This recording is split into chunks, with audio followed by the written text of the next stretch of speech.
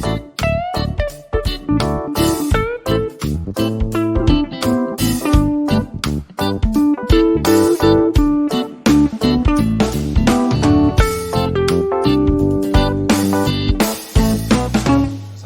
warahmatullahi wabarakatuh. Alhamdulillahirrahmanirrahim. Teman-teman, di mana Anda berada, semoga kita semua dalam keadaan sehat, kita semua dalam keadaan baik-baik saja dan selalu dalam lindungan Allah Subhanahu wa taala. Oke, pada kesempatan kali ini saya berada di rumah salah satu pendiri PMKT. Beliau adalah Pak Joko Ekstrim sebagai wakil di PMKT. Oke, kita dengarkan penjelasan seperti apa sejarah dari PMKT Temanggung. Assalamualaikum warahmatullahi wabarakatuh. Selamat siang para pemirsa Ngelayap Kundang. Salah satu pendiri dari PMKT ya di Temanggung ya. Ya. Pak Joko itu menjabat apa, Pak? Terakhir saya menjabat wakil ketua. Wakil ketua ya. Secara PMKT di Temanggung itu seperti apa, Pak? Sejarahnya awal mulanya dibentuk PMKT? Awal mula berdirinya PMKT itu berawal dari grup di Facebook. Di grup Facebook ya. Ya. Kala itu lagi asik-asiknya di Facebook. Nah, saya berlima. Oh iya.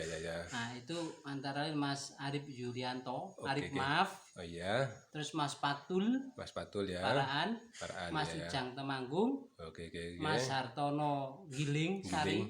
Sari terus ya. saya Ya. itu membuat grup di Facebook. Nah, seiring berjalannya waktu itu sekitar 1 sampai 2 tahun lah kita bermain di Facebook. Itu. Oke. Nah, kita punya ide bagaimana caranya untuk merealisasikan dari grup Facebook menjadi dunia nyata untuk perkolongan merpati di Temanggung. Nah, makanya kita berkumpul dan saat itu untuk membahasnya itu kita berlima melibatkan Pak Atang. Pak Atang ya, Pak Lurah ya. Pak Atang Batman Community. Nah, Oke, ya. Nah, itu saya ajak rembukan. Kala itu di rumah makan ini Parakan itu apa ya? Lesian bambu apa ya. itu. Nah, kita sharing berenam. Ya. Bagaimana kalau kita merealisasikannya? Terus Pak Atang menyetujui ya. Dan akhirnya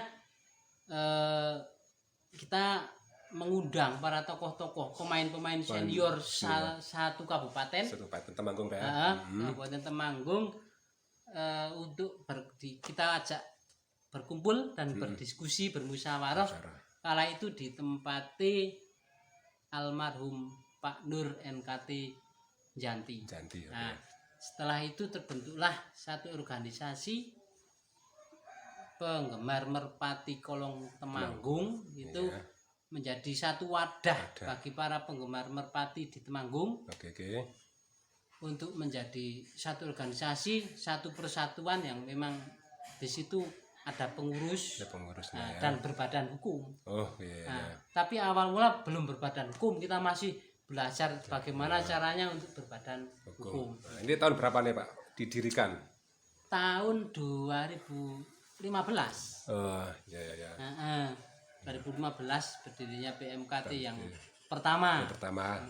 Setiap perlombaan itu tidak begitu terkoordinir oleh PMKT.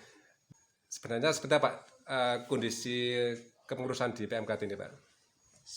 Sebenarnya kalau hal seperti ini yang kedua kali.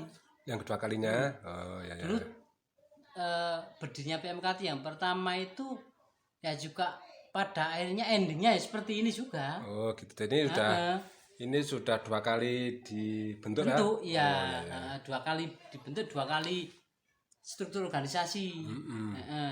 Cuman kebetulan karena memang Pak Atang dipandang layak untuk menjadi sosok pengemban. Pengemban, Makanya ya. tahap 1 dan tahap 2 pun tetap Pak Atang ketuanya. Oke, oh, iya, iya. Karena yang tahap 1 itu juga sempat vakum selama Vakum, 2 tahunan. 2 tahunan ya. Ha-ha. Ini faktor yang membuat vakum PMKT itu apa nih Pak? Faktor ya utama menurut Pak Joko ini. Kalau untuk BMKT yang pertama vakumnya itu karena bergabungnya tim-tim besar. Oke, oke, oke. Tim-tim besar bergabung. Nah, untuk tim kecil merasa gimana ya? Masa minder lah. Minder ya. Nah, karena kalau tim besar bergabung ya juaranya pasti itu, Nah, itu aja. Terus Oke, tim oke. kecil kapan bagiannya? Ya, Nah, betul, akhirnya betul, ya. para tim-tim yang kecil itu akhirnya nggak mau lomba, terus ngadain lomba sendiri. Setelah runtuhnya PMKT yang pertama, gitu, apakah sudah dibentuk lagi Pak untuk PMKT selanjutnya?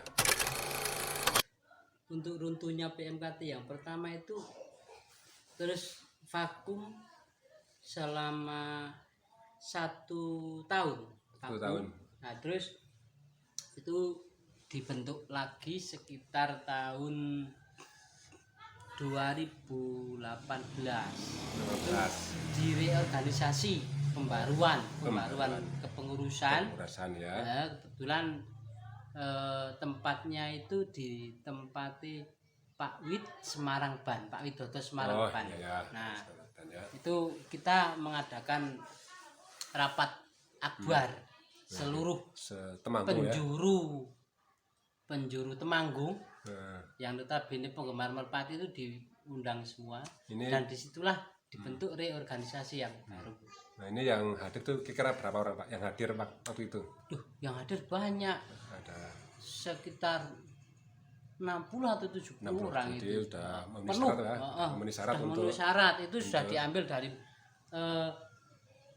perwakilan-perwakilan dari PMKT yang pertama dulu kan masih ada pengurus-pengurusnya, itu langsung ditambahi lagi itu. oh iya, iya, Nah, iya. terus dibentuk lagi dan di situ terbentuklah reorganisasi PMKT yang kedua. Tepatnya ditempati Pak Widodo Semarang Ban Ban. Semarang ya. Berlangsung 2 tahun kayak 2 tahun. Heeh. Oke, oke. Terus 2020 antara 2020-2021 itu terjadi gejolak-gejolak yang mengakibatkan vakumnya BPMKT sampai saat ini. Terbentuknya kedua kalinya ya toh. Itu kok bisa gagal lagi ataupun runtuh lagi itu penyebab utama atau faktor utama itu sebenarnya apa menurut Pak Joko?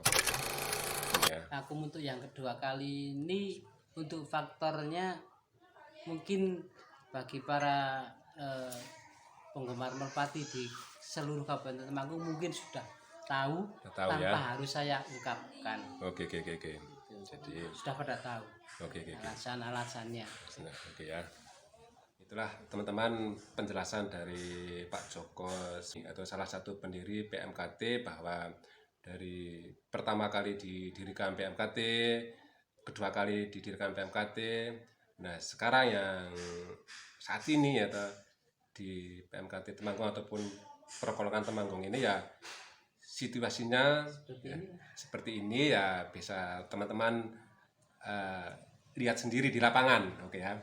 Ini Pak Joko untuk situasi di Temanggung di perkolongan ini apakah dibiarkan saja, apakah ada kelanjutan ini Pak Joko? Kondisinya seperti ini terus menerus sangat menyayangkan karena apa? Kalau dibiarkan seperti ini terus yang saya khawatirkan itu perlombaan di Temanggung akan mati. Oh iya. Karena apa? Karena setiap penggelar atau apa namanya itu panitia nih setiap ngadaki kok rugi akan bertahan berapa lama? Betul. Nah, kalau sudah capek rugi terus kan otomatis tidak mau gelar. Kalau sudah tidak ada yang mau gelar, kita mau berkompetisi di mana? Oke, oke. Apakah harus keluar kota? Iya, iya. Kan gitu. Ya, betul, Kalau betul, betul. dibiarkan terus akan mati. Makanya yo saya sebagai orang tua ya, marilah ya segera diperbaiki, dibentuk lagi. Cuman untuk saat ini kalau saya sikapi Iya, ya. kayaknya masih susah Susah ya, ya. karena banyak orang berkepentingan di situ. Oke, oke, oke, oke. Nah, untuk kondisi seperti ini banyak orang yang memanfaatkan kondisi itu untuk apa itu mencari penghasilan atau apa dengan ya mesti ini paham lah. Oke, oke. Itulah teman-teman penjelasan dari Pak Joko sebagai salah satu pendiri PMKT dan harapannya ke teman-teman semua yang pengurus maupun para peserta lomba itu agar di Temanggung ini selalu dikoordinasikan gitu, ataupun ada yang ada pengayomnya gitu, ada pengayomnya ataupun pengurusnya gitu ya, sehingga ada yang ngurusi gitu ya. Karena di lapangan sendiri juga setiap perlombaan ataupun setiap waktu gitu, perlombaan itu di Temanggung itu memang ada beberapa titik sehingga para panitia ya itu juga merasa ngeluh ya karena memang pesertanya itu tidak maksimal. Karena Pak Joko itu salah satu ya pendiri PMKT ini, harapannya kedepannya untuk perkolongan Temanggung itu ataupun pengurus di intern PMKT itu seperti apa, Pak? Nah, untuk harapan saya itu untuk saat ini sepertinya seperti saya tadi sudah bilang, untuk dibentuk lagi untuk saat ini kayaknya masih susah. Nah, berhubung dalam kondisi seperti ini setidaknya itu kan setiap wilayah kan sudah ada ketua korwil. Oke. Saat masih ada PPMKT itu. Oh iya. Nah, marilah untuk yang pengurus ketua korwil masing-masing itu untuk mengondisikan wilayahnya, untuk kalau bisa setiap korwil 1 titik saja. Maksimal itu 4 titik. 4 titik. Korwil 1 titik, korwil 2 1 titik, kan sepertinya dari peserta pun tidak terlalu minim, dari penyelenggara pun tidak terlalu mengalami kerugian. Nah, dalam situasi seperti ini alangkah baiknya seandainya sistem seperti itu diterapkan. Nah, sebelum terbentuknya reorganisasi kembali itu. Harapan saya seperti itu. Kondisi di PMKT saat ini kan bisa kita lihat sendiri seperti ini kondisinya. Apakah sudah koordinasi dengan Pak Atang apa belum, Pak Joko? Untuk saya sendiri setiap kali event itu saya sering ngobrol dan berbincang sama Pak Atang. Oh iya. Dan berkoordinasi terkait polemik yang terjadi di perkolongan Temanggung ini. Cuman belum menemukan titik temu untuk mereorganisasi. Cuma sempat kemarin itu event di Grogol, saya berbincang sama Pak Atang.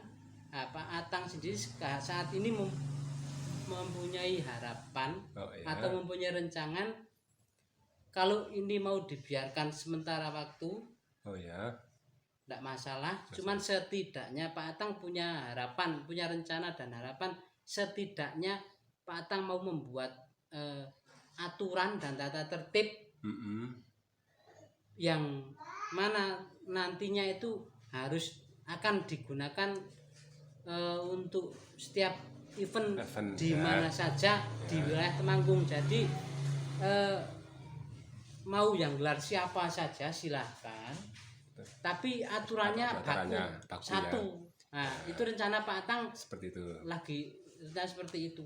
Karena mengingat untuk membentuk saat ini saya sendiri, Pak Atang juga merasa kewalahan ya. Karena memang lagi bergejolak lah. Ya namanya. Biarkan ada pembiaran dulu lah, mencak karpe dewi. Jadi ada harapan untuk pembenahan Pak ya. Nah, tetap ada. Itulah teman-teman harapannya Pak Joko Ekstrim. Beliau adalah salah satu pendiri dari PMKT. Sebenarnya sudah ada koordinasi dengan Pak Atang untuk membahas kedepannya PMKT. Oke ya. Ini Pak Joko, terima kasih sekali atas obrolannya. Saya yang ngundang dengan Pak Joko. Semoga PMKT yang dari Temanggung itu biar pulih kembali seperti dulu ya Pak. Amin. Bisa istilahnya itu eksis lagi, sehingga untuk para peserta lomba ataupun perwakilan di Temanggung itu selalu dikoordinir Pak ya. Ya. Terima kasih teman. Dari saya Danang Lepondang undur diri. Assalamualaikum warahmatullahi wabarakatuh.